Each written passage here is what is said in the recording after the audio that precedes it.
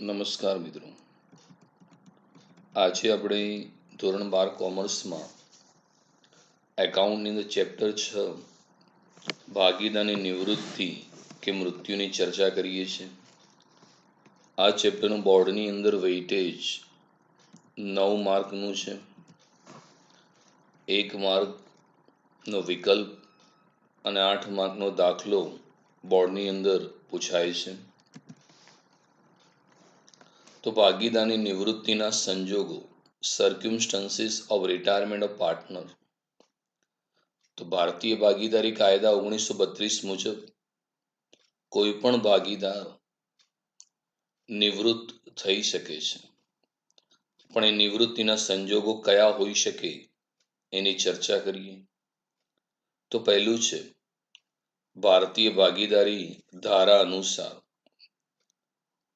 તો ભારતીય ભાગીદારી કાયદા 1932 અનુસાર નીચેના સંજોગોને આધીન કોઈ પણ ભાગીદાર પેઢીમાંથી છૂટો થઈ શકે છે. એમાં પહેલું છે સર્વ સંમતિથી. કોઈ પણ ભાગીદાર બધા ભાગીદારની સર્વસંમતિથી પેઢીમાંથી નિવૃત્ત થઈ શકે છે. એટલે કોઈ પણ ભાગીદારી પેઢીમાં દાખલ થયો હોય, પણ એની ઈચ્છા હોય કે હવે ભાગીદારી મને કામ નથી કરવું, તો બધા ભાગીદાર જો ચર્ચા કરે કે ભાઈ હવે મારે ભાગીદારીમાં કામ નથી કરવું, અને બધા ભાગીદારીને સર્વસંમતિ આપે, તે પેઢીમાંથી નિવૃત્ત થઈ શકે છે. બીજું છે મિત્રો નોટિસ દ્વારા.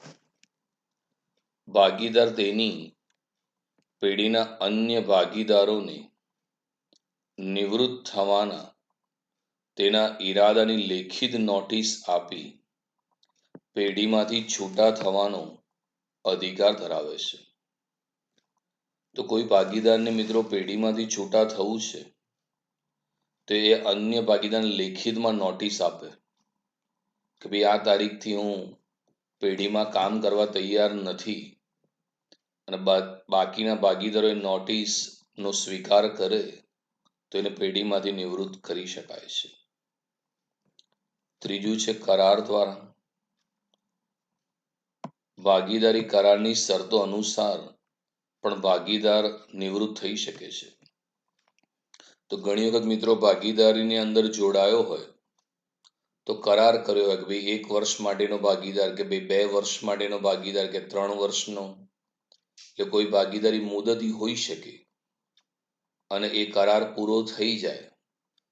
દાખલા તરીકે રોડ બાંધવાનો કરાર હોય અને એ વખતે ભાગીદારી ચાલુ કરી હોય, તો જ્યારે રોડ પૂરો થઈ જાય ત્યારે કહી શકે ભાઈ આપણો કરાર પૂરો થઈ ગયો છે, મારે પેઢીમાંથી નિવૃત્ત થવું છે, તો એ નિવૃત્ત થઈ શકે છે. ચોથું છે ભાગીદારની નાદારી. કોઈ પણ ભાગીદાર નાદાર જાહેર થાય ત્યારે તેની નાદારીની તારીખથી તેની ભાગીદારીનો અંત આવે છે. મિત્રો ભારતની ભાગીદારી કાયદા 1932 મુજબ નાદાર વ્યક્તિ, એટલે જે વ્યક્તિની મિલકત કરતા દેવું વધી ગયું એને નાદાર કહેવામાં આવે છે. અને નાદાર વ્યક્તિને પેઢીનો ભાગીદાર બનાવી શકાય નહીં. એટલે માનો કે 5 વ્યક્તિ ભાગીદાર તરીકે દાખલ થયા હોય, A, B, C, D, E, એમાંથી એ નામનો ભાગીદાર નાદાર થયો, તો જે તારીખે નાદાર થયો એ જ તારીખથી એની ભાગીદારીનો અંત આવે છે. એટલે એને નિવૃત્ત કરવો જરૂરી છે. કારણ કે એ નાદાર થયો, જો તમે ચાલુ રાખો તો કદાચ પેઢી નાદાર થવાની પણ શક્યતા છે.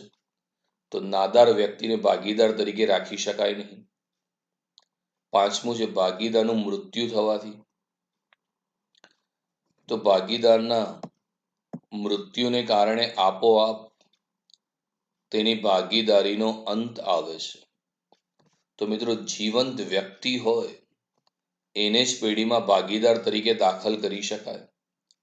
હવે માનો કે 2 ભાગીદાર, કે 4 ભાગીદાર, કે 5 ભાગીદાર છે, એમાંથી એક ભાગીદાર મૃત્યુ પામ્યો, તો જે દિવસે એ મૃત્યુ પામ્યો એ જ દિવસે ભાગીદારીનો અંત આવે છે.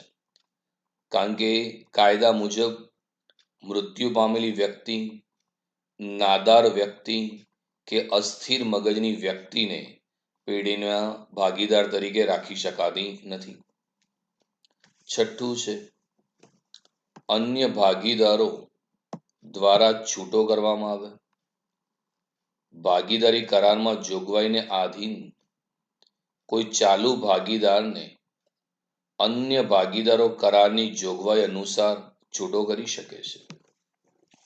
મતલબ એ થયો કે પેઢીની અંદર માની લો કે 10 ભાગીદાર છે અને એક ભાગીદાર છે એ સમયસર કામ નથી કરતો, એને સોંપેલી જવાબદારી બરાબર પૂર્ણ નથી કરતો અથવા પેઢીના હિત વિરુદ્ધનું વર્તન કરે છે, તો બાકીના જે ભાગીદારો છે એ ભેગા મળે કે ભાઈ તમે સમયસર કામ નથી કરતા, તો પછી અન્ય ભાગીદારો એને પેઢીમાંથી છૂટો કરી શકે છે.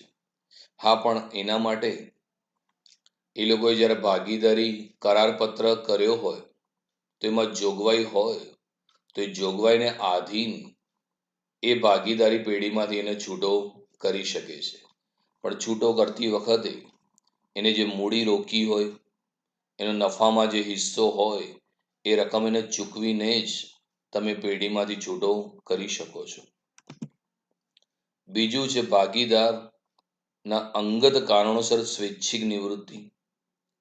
કોઈ ભાગીદાર પોતાના અંગત કારણોસર નિવૃત્ત થવાનો નિર્ણય કરી શકે છે.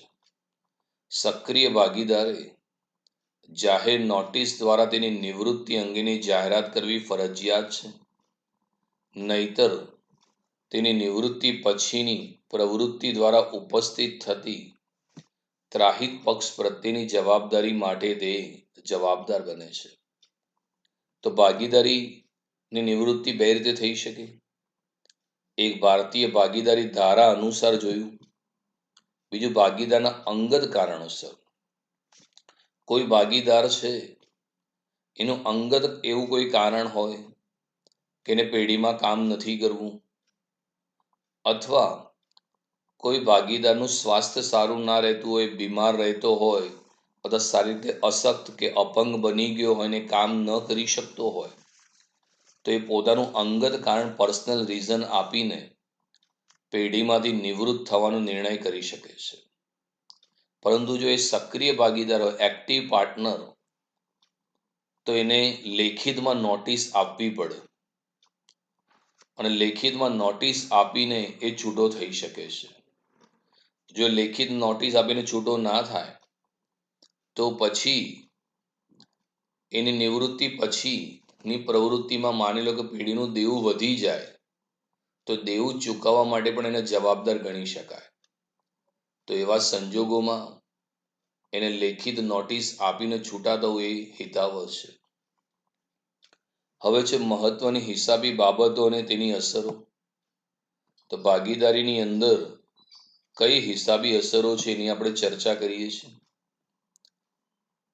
તો પહેલું છે નફા નુકસાનના નવા પ્રમાણની અને ચાલુ રહેતા ભાગીદારને મળતા લાભના પ્રમાણની ગણતરી કરવી.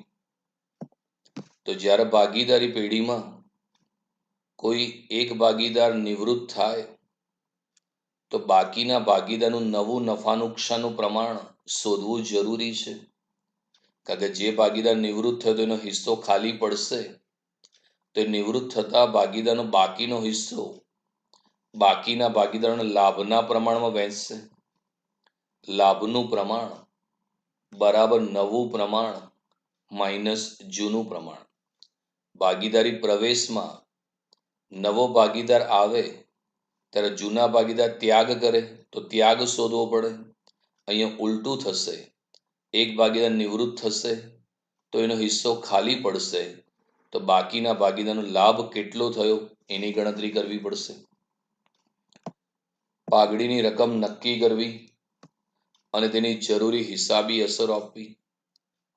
તો હવે પેઢીમાં જે ભાગીદાર નિવૃત્ત થયો તો એ દિવસે પેઢીની બજારમાં કેટલી પ્રતિષ્ઠા છે એ પાઘડીનું મૂલ્ય નક્કી કરવું પડે.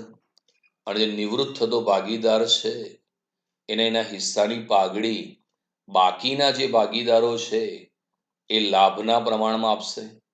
માનો કે એ બી અને સી નિવૃત્ત, એ બી અને સી 3 ભાગીદાર હોય અને સી નિવૃત્ત થાય તો સીના હિસ્સાની પાઘડી એ અને બી એને મળતા લાભના પ્રમાણમાં આપશે.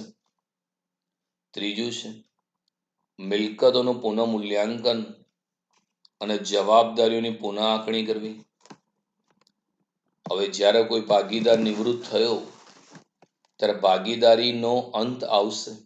ભાગીદારીનો હું પેઢી શબ્દ નથી વાપરતો. બાકીના ભાગીદાર પેઢી ચાલુ રાખી શકે છે, પણ એ દિવસે પેઢી પાસે જેટલી પણ મિલકતો હોય, દેવા છે એનું પુનઃમૂલ્યાંકન કરવામાં આવશે. અને જો પેઢીની મિલકતની કિંમત વધી તો એ ફાયદો પુનઃમૂલ્યાંકનની જમા બાજુ અને મિલકતની કિંમત ઘટી તો નુકસાન એ પુનઃમૂલ્યાંકનની ઉધાર બાજુ દર્શાવવામાં આવશે.